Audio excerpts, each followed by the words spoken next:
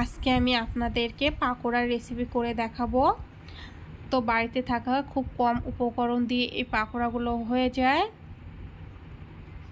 তাহলে চলো বন্ধুরা পাকোড়ার রেসিপিটা দেখে নেওয়া যাক। এখানে আমি পেঁয়াজ আর কাঁচা লঙ্কা কুচিয়ে নিয়েছি। এরপর আমি এর মধ্যে দিয়ে দেব লবণ দিয়ে আমি ভালো করে মেখে নেব। এইভাবে হাত দিয়ে ভালো করে চটকে মেখে নেব,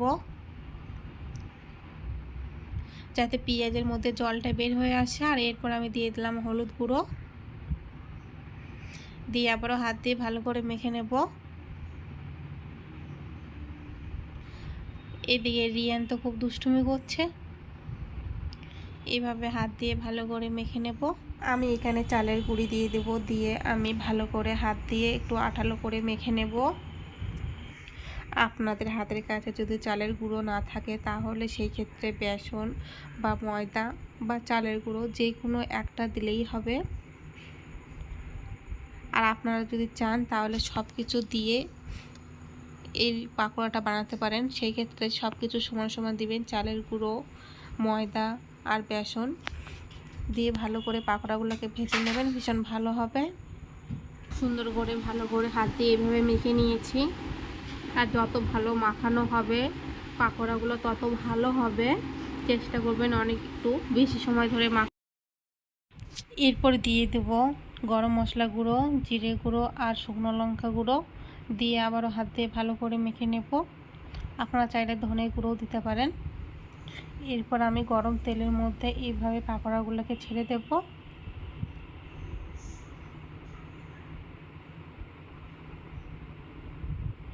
দিয়ে সুন্দর করে লাল লাল করে ভেজে নিতে হবে। তেলটাকে কিন্তু খুব গরম করা যাবে না, মাঝারি আছে পাকোড়াগুলোকে ভেজে নিতে হবে, তাহলে খুব ক্রিস্পি হবে। পাকোড়াগুলো আমি খুব সুন্দর করে ভেজে নিয়েছি। এরপর আমি পাকোড়াগুলোকে তুলে নেব। এইভাবে আমি সমস্ত পাকোড়া ভেজে নেব।